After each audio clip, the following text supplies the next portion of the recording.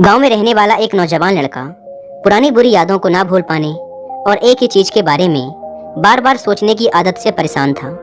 अगर उसे कोई कुछ कह देता या फिर उसके साथ कुछ थोड़ा सा भी गलत हो जाता तो वो बस उसी एक घटना के बारे में पूरे दिन सोचता रहता। वही बात उसके दिमाग में हर समय घूमती रहती। फिर वो या तो अपने साथ हुई किसी बुरी घटना के लिए अपनी किस्मत और भगवान को कोसता रहता या फिर अपने मन में उस इंसान से बदला लेने के ख्याली पुलाव बनाता रहता जिसने उसे कुछ कह दिया था या उसके साथ कुछ गलत किया था।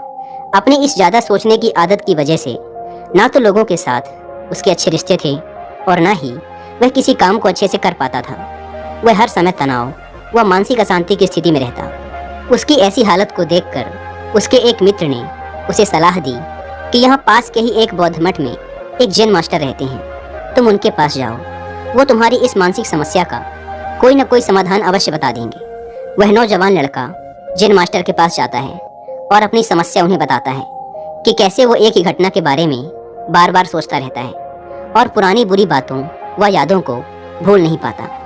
लड़के की समस्या सुनने के बाद जैन मास्टर वहाँ से उठकर मठ के अंदर चले जाते हैं। जैन मास्टर का बिना कुछ उत्तर दिए यूँ उठकर चले जाना लड़के को कुछ अजीब सा लगता है, लेकिन वो फिर भी वहीं बैठा रहता है। थोड़ी देर बाद वह देखता है कि जैन मास्टर मिट्टी की गिलास में पानी भरकर उसकी तरफ चले आ रहे हैं। जैन मास्टर लड़के के पास आकर खड़े हो जाते हैं तो लड़का भी उनके सामने खड़ा हो जाता है। जैन मास्टर लड़के से पूछते हैं, बताओ इस गिलास का वजन कितना होगा? लड़के ने कहा, मैं एकदम सटीक तो नहीं बता सकता, लेकिन इस गिलास का वजन बहुत ही कम है। अब जैन मास्टर ने गंभीर होकर कहा, मेरा प्रश्न ये है कि अगर मैं इस गिलास को थोड़ी देर तक ऐसे ही पकड़कर खड़ा रहूं तो क्या होगा? लड़के ने कहा, कुछ भी नहीं होगा।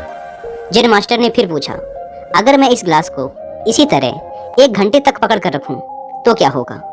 आपके हाथ में दर्द होना शुरू हो जाएगा। लड़के ने कहा।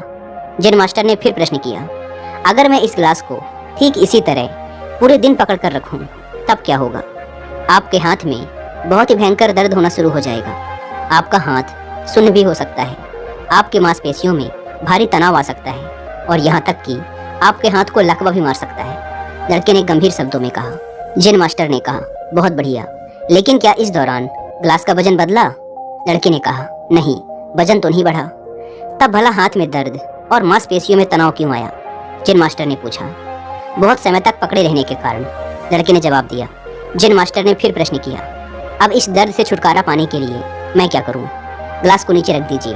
लड़के ने कहा।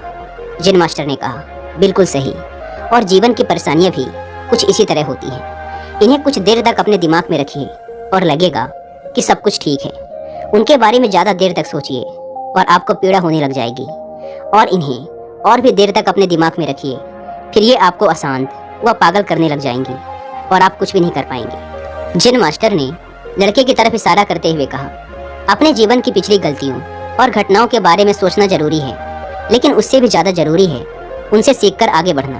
अगर तुम एक ही बात को पकड़कर बैठे रहते हो तो ठीक उस ग्लास की तरह ये भी तुम्हारे जीवन में दर्द पैदा कर देगा। अगर तुम आज अपने अतीत को लेकर बैठे रहते हो तो ये आज भी तुम्हारे हाथ से निकल जाएगा और फिर तुम भविष्य में इसके लिए पश्चाताप करोगे।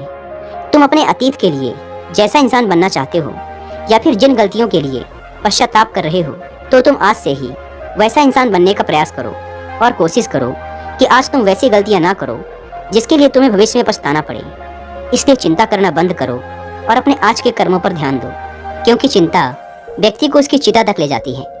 दोस्तों, चिंता करने की आदत को छोड़कर एक खुशहाल जीवन कैसे जिया जाए, इस पर विश्व प्रसिद्ध लेखक डेल कार्नेगी ने एक बहुत ही अच्छी किताब लिखी है जिसका नाम है how to stop worrying and start living, यानी चिंता छोड़ो सुख से जियो।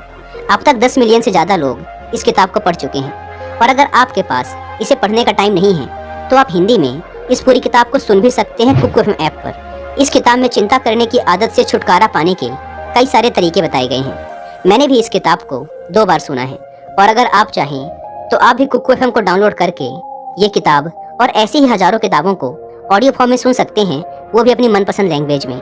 कुकू एफएम, जो कि इंडिया का सबसे बड़ा ऑडियो बुक प्लेटफॉर्म है, उसके पूरे साल भर का सब्सक्रिप्शन पड़ता है सिर्फ 399 रुपीज़ का, लेकिन इसमें भी आप 200 रुपये बचा सकते हैं अगर आप यूज़ करते हैं कूपन कोड WY200, और आपको इसका ईयरली सब्सक्रिप्शन पड़ेगा 399 की बजाय सिर्फ 199 रुपीज़ में। लेकिन जल्दी कीजिएगा क्योंकि यह ऑफर सिर्फ पहले 250 यूजर्स को ही मिल पाता है। ऐप को डाउनलोड करने की लिंक भी आपको डिस्क्रिप्शन एंड फर्स्ट कमेंट पर मिल जाएगी।